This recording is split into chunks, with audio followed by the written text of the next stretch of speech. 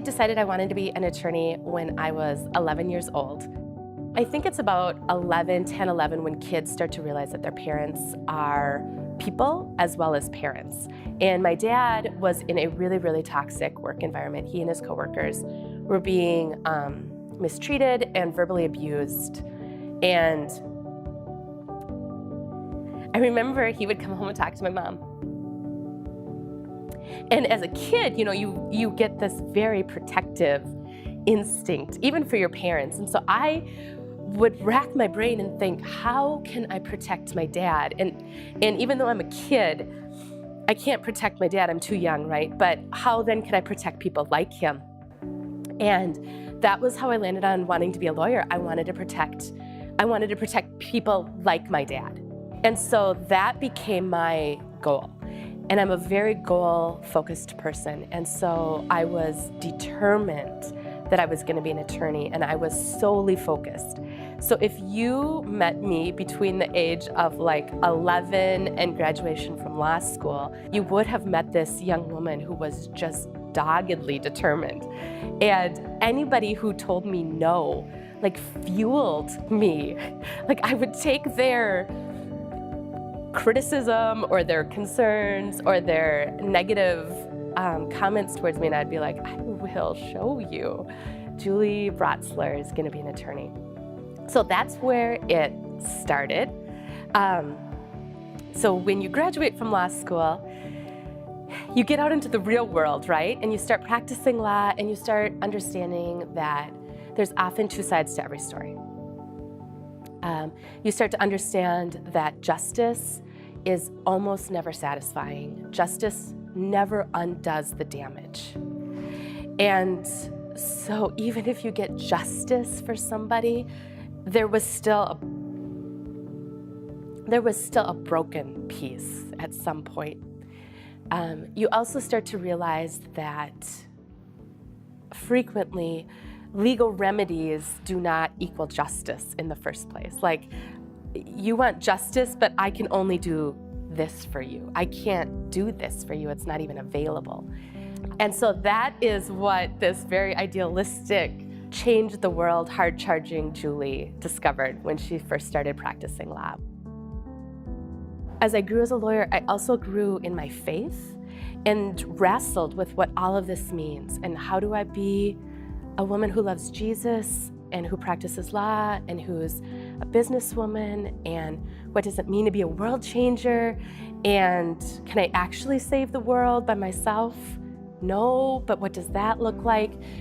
And so as I was growing, side by side in both of these areas of my life, it was about 6 years ago that I've got two co-authors. And my two co-authors and I, we started writing stories. I've always written stories. I love stories. But we started writing the stories of world changers. And we started looking in the Bible and realizing that women in Scripture changed the world in significant ways. And then we started realizing that women around us were changing the world in significant ways. And we were so intrigued with this idea of being world changers. And we started writing the stories of world changing in our lives and the lives of other people. And then we tripped into this idea completely on accident. We were lamenting Christmas time because we had really little kids and they were making Christmas lists like 4 miles long, and we were trying to figure out, how do we balance, right? How do we enjoy gifts at Christmas, but how do we also give back at Christmas, and what's this balance? And so on a whim, we decided to do random acts of kindness during Christmas as just this way to kind of equal it out a little bit. And it was such a success in our families that we then started toying with this idea of kindness in a slightly bigger picture. And so we started incorporating intentional kindness into our lives, and our husbands were completely on board with it. So then we started experimenting with, what does it mean to be kind? What does it mean to actually not be nice, but be kind? And how hard that often is, and what a sacrifice that can be. And so as we started to do that, that's really then again where this idea of being a world changer started to change for me professionally, because then I was seeing what kindness was doing in the lives of my family and what was going on over here in my personal life. And honestly, kindness is viewed as weak. So I'm like high-powered attorney, right? And then like kindness is like this lowly, weak, countercultural idea of like self-sacrifice. And so then I'm like, well, how does this work?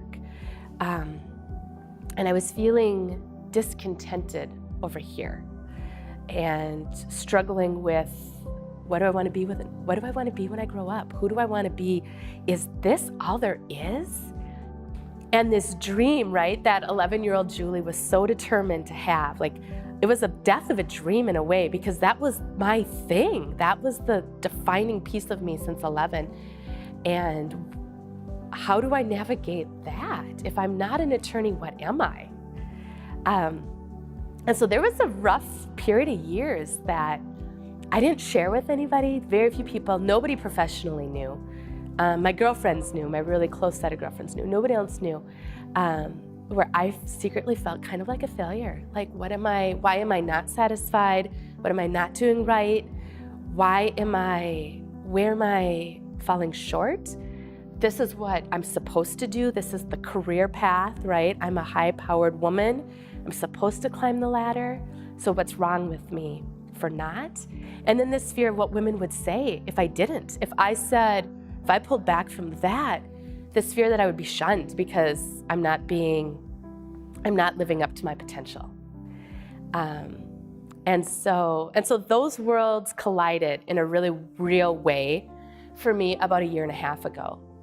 We got introduced to Tyndale Publishing House, and they loved this idea of kindness that we were doing just as an experiment. And they said, what do you think about writing 365 devotions on kindness? And we were like, okay, let's give it a whirl. Yes, we'll do it.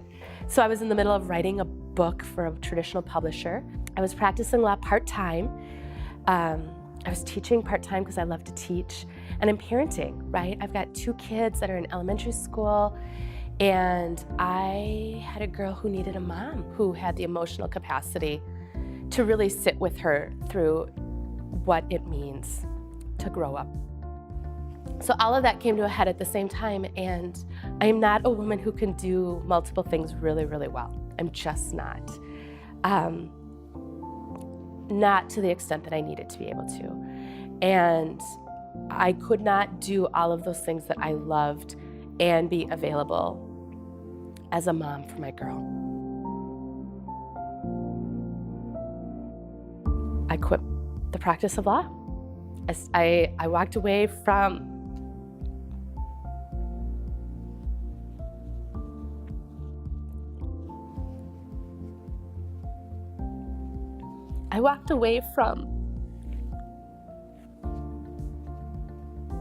what everybody would say traditionally was the most important part of my professional life, right? And so that's my option B. I still have my license, but I'm not currently allowed to practice in the state of Minnesota. And so the first time I had to tell somebody, actually, I can't help you with that small thing. I need to give you a referral because I actually can't go stand in front of a judge. I do not have the ability to stand in the courtroom.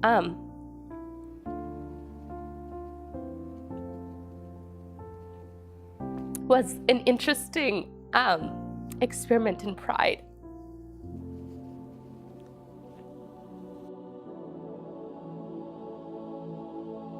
Changing the world does not require power. It doesn't. And it doesn't require titles. It doesn't require a certain level of career advancement. World changing requires your heart, because it's often in the little things that we change the world, not in the big things. Yes, sometimes we're used in the big things, right? Sometimes as the lawyer, you have to win the big case or you have to do the big thing. But far more often, We change the world in our little everyday decisions. It's inviting people into your house and into your life. It's inviting neighbors over into your backyard. It's being available emotionally and appropriately vulnerable for other women to journey alongside you. That changes the world. In looking back, it wasn't so much that I wanted to be an attorney, I wanted to be a world changer. But I was scared to death, so scared to let go of that dream and to step into something that was crazy and unknown. This is my theory. Somewhere between 10 and 15 years into a career, you've been in it long enough to start to feel pretty confident in what you're doing and like you know how to do the basic skill set. And at that point you start to think, is this all there is? There is something real, like a mid-career crisis. There is actually something to that. I had no idea. I thought I was the only one, like secretly. No, do you know how many attorneys approached me after I gave notice and told me about their secret mid-career crisis? I was shocked. And then I started to think about it, and then I was frustrated, and now I'm a little angry because we don't talk about it, and it's a thing. And you reach a point where not everybody, but a certain chunk of us do, and you say, is this all there is? Is this all I'm meant to be? Is there nothing more? What do I want to be when I grow up? That's the question. If you're feeling that, you aren't alone. I just want to say that, and I wish somebody would talk about this, especially amongst women. I wish somebody ahead of me would have said, you know, about 10 years in, about 15 years in, you're going to wonder, is this really what I want to do? And these are the things to think through, and these are the parts that you're going to wrestle with, and it's okay. Quitting the practice of law was one of the top 5 best decisions I've ever made, for myself, for my family, for my marriage. I'm a world changer. That's what I am. That's what I am.